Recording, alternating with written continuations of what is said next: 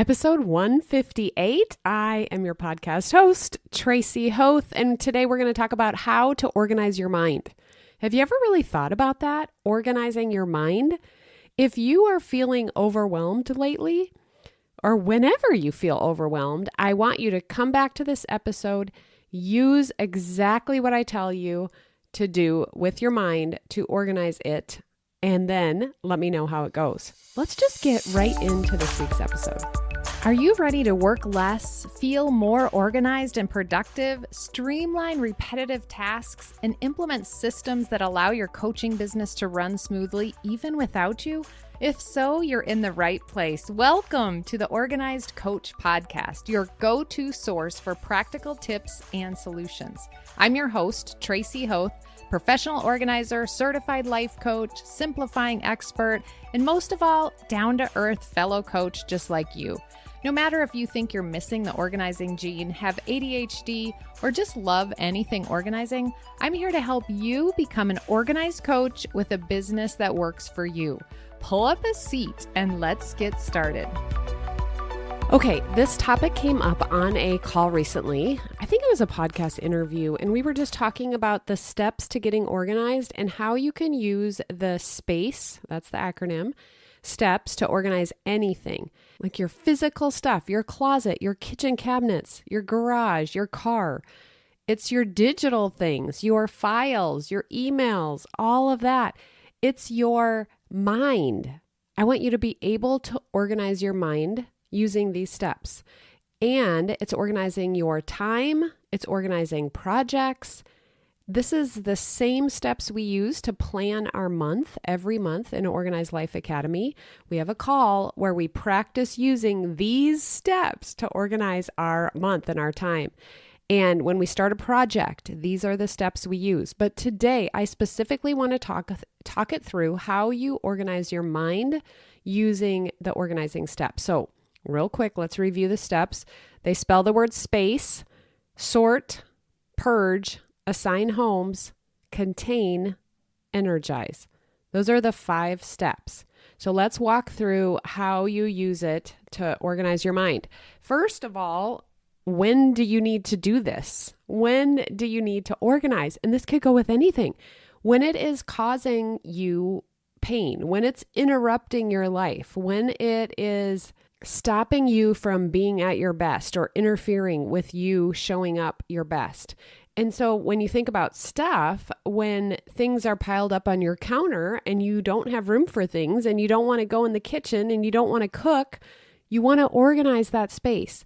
When you're in your business and you're wasting time because you can't find things and you're searching and you're just so frustrated, that's when you know it's time to organize things. Same with your mind. When you're feeling overwhelmed a lot or you're spinning a lot, it's time to organize your mind. This is how you do it using these steps. First, you sort. Now, some people could call this a brain dump. Some people could call it a brain sweep. Some people might do it a different way. But how I suggest trying it or testing it to see if this works for you in this way is to get out a piece of paper and to sort everything into categories. Now, I don't like taking stuff out of a space and just dumping it all into another space. So I don't believe that taking everything out of your closet and piling it on the bed is a great way to organize because you just moved everything from one spot to another. When you take something out, I like to put it into categories. So when I'm organizing my mind, I put them into categories as I take it out. So today, I did this morning because I'm leaving to go out of town tomorrow morning and I have a lot to do today. And I was laying in bed just kind of spinning in all the things that I felt like I needed to do and how I was behind and all these other things. So I sat down and I put errands at the top. I put personal. I just write the word and put a line under it and leave some space. I put work. I put projects for home. And then I put collaborations. I'm doing a few different collaborations that I'm so excited to share with you about. And I put those 3 down on a list with some space. I put ideas, and then I had a space for thoughts. Now, I didn't write all these categories right away. I wrote down what came out of my head first. And one of the things is I need to get my taxes turned in. So I put personal and then I put taxes. And there's something else I needed to call to do something for taxes. I have 2 birthdays coming up. So all of a sudden, some personal things came out. Then I noticed, I need to schedule an appointment with this other thing for a project I'm doing in my home. So I wrote home and project, and then wrote some things down under that. Then I realized, these collaborations, there's so many things. I haven't replied back to these emails. So I wrote collaborations, and then I wrote the names of the different people that I need to get back with and things I need to do for each of those things. Then I thought of another email that's been sitting in my email. I'm supposed to get this girl some stuff, and I just haven't had the chance, haven't prioritized it, whatever the reason is. I wrote her name down and I wrote the things that I need to do for that. Then I had an idea that I had scribbled on a piece of paper for a podcast. So I just wrote podcast ideas. I've been having so many ideas, so don't worry. I am not running out of content and ideas to share with you that I think are so valuable and so amazing. But I often have them at odd places and I need to transfer that information. So that was staring at me. So I wrote podcast ideas down. Then I wrote work, some little tasks that I want to take care of, things I need to do. Then all of a sudden, these thoughts about I'm not getting it done, I'm not doing enough, I have too much, it's all too much. All of those thoughts came out. So I wanted to write those down. So I wrote a section called thoughts. Then I thought about, I've been worried, concerned about a couple things, mainly people. So I wrote down a section that said concerns, worries, and I wrote down some things under that. So as I see them, I put them in categories, just like when I pull things out of a closet. I pull things out and say, what is this? And put it in a pile, like with like. That's what I like to do in my brain because I don't want to just scribble things all over a piece of paper in random places because I'm going to have to rewrite them when I'm separating or sorting them into categories. So as you take them out, just say, what category is this? And put a line, name on top, a line under it, and put the thing down. Okay? You just keep going until you can't think of anything else and sort out your mind. Now your mind is cleaned out. The space is cleaned out. The next step is to purge. And when you're purging, I go back through each category and I look at each category and I decide. First, I remember technique I like to use with stuff is to choose your favorites. Like if I look at this category and I see the list of things or tasks underneath it, what for sure do I want to do? What is my favorite? What's going to move the needle the most? I circle that or underline it or put a star next to it or highlight it so that I can see, that's something I am doing for sure. Then I like to look, there's 4 Ds. So I'm doing it. Can I delay it? Like realistically this week or this month, do I even have time for this or can I delay it? Can I delegate it? Is there someone that can do that project? Or can I delete it? Do I just know that this has been coming out of my brain into these categories so many times, I'm just going to delete it so I don't have to think about it anymore? We're not doing it. So now we know what we're keeping. And the next step, sort, purge, that's the declutter stage. The next step is to assign homes. This is where we get into organizing. We're assigning homes to everything on this list. So I look at errands. When am I going to do these certain errands that I wrote? And this is where I pull out my calendar. I look at my calendar. When am I going to be out? Yesterday, I went walking and I attached 3 errands to walking. I dropped donations off. I ran by Costco and cashed a check, and I got some coffee beans at Starbucks. I made the lady mad because I don't know what I was thinking, but there was no line. So I thought, yay, I'll just drive to the window. And she was like, next time, can you please use the order window? And I was like, yes, I'm so sorry. I don't know what I was thinking. Well, I do. I was thinking, there's no line. I can just drive up to the window. She got very annoyed at me. She was not very friendly. I can see how that would have been annoying. But when can you attach these errands? When can you give them a home on your calendar? Next thing, projects at home. I immediately did one of them because it took less than 2 minutes. I immediately texted this lady and asked about scheduling a date. But what are the other things? Do I need to get them on my calendar? Where can I do those? What week can I do those? I am a proponent of testing things when it comes to your calendar. If you are very good at following every minute of your calendar, then yes, put everything on a minute in your calendar.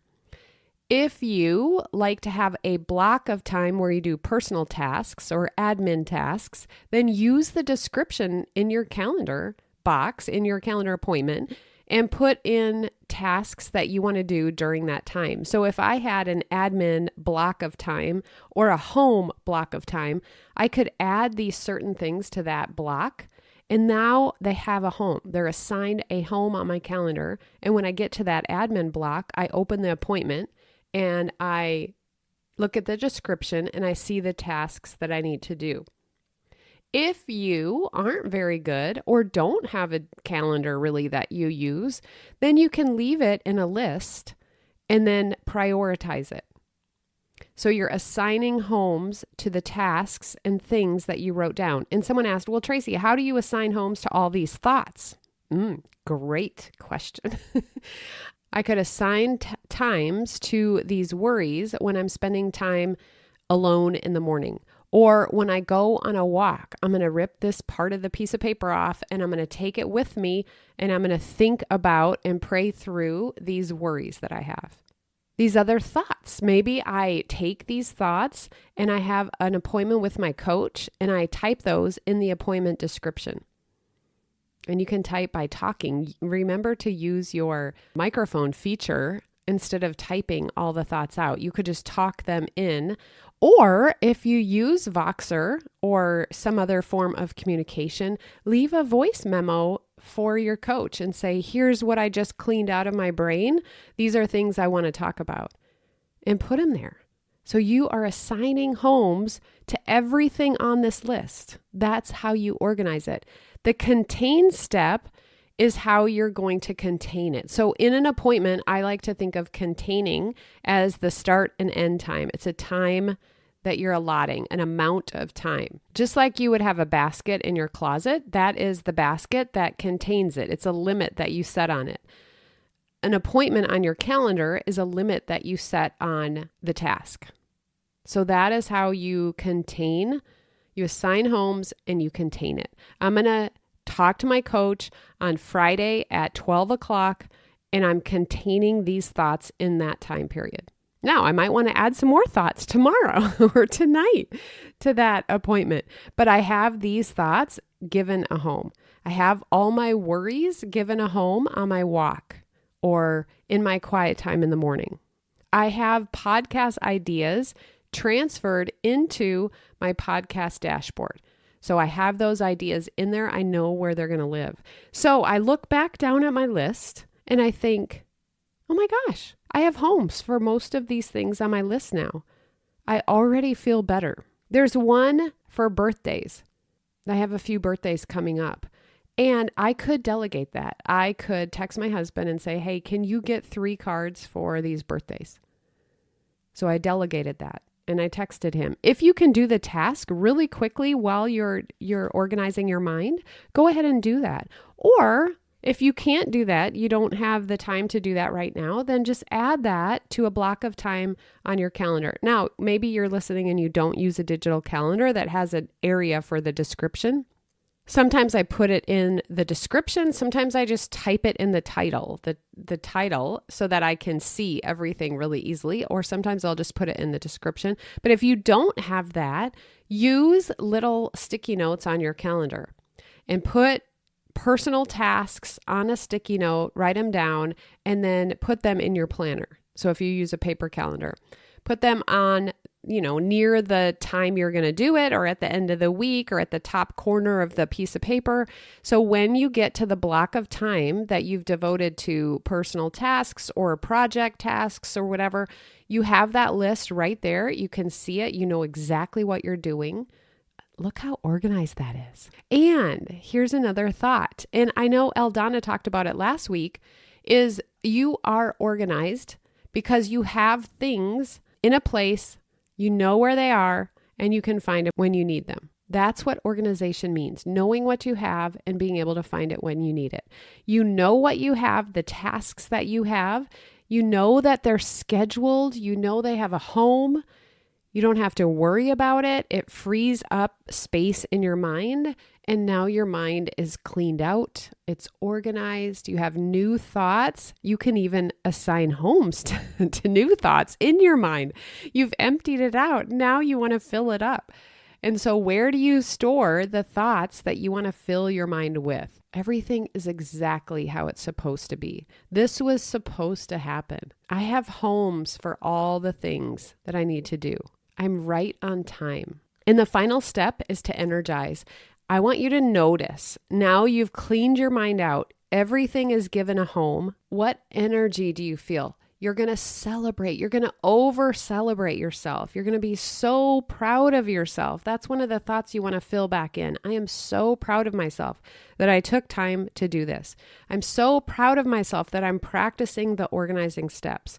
You're celebrating, you're energizing, and now you have the energy, the capacity, the space to be able to use it in different areas. So the last step, you've decluttered, you've organized, and now you're using that energy to create the life that you want. And in order to maintain that, this is where you maintain, you create a habit to maintain it.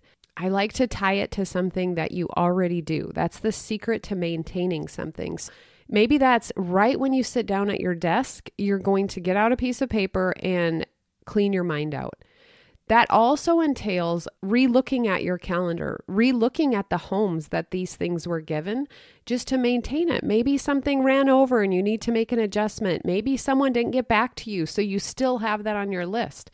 That's the maintenance step. You just look at your calendar every morning, every hour, if you're me, every week for sure, and you maintain the calendar. You maintain your clean mind. You empty it out consistently. Whenever you feel overwhelmed, come back to this episode, come back to the organizing steps and use them to organize your mind. So you're sorting it out into categories. You're going back through the categories and delaying, deleting, doing, or delegating them. You're assigning homes to them on your calendar in your life, and you're containing them with an appointment, a start and an end date. For mine, some of mine lived in their home, and their container is the podcast dashboard. The container is an appointment on your calendar. And then making sure that I energize by seeing that, by being so proud of myself, and by consistently creating a habit of doing this. The overwhelm or spinning in your mind is a signal to clean out your mind, to organize your mind. And this is exactly how you do it. I hope this was helpful. Try it out. Let me know what comes up, what questions you have. You can DM me on Instagram at Tracy Hoth or email me at tracy@simplysquaredaway.com. Have an amazing day with your clean, organized mind.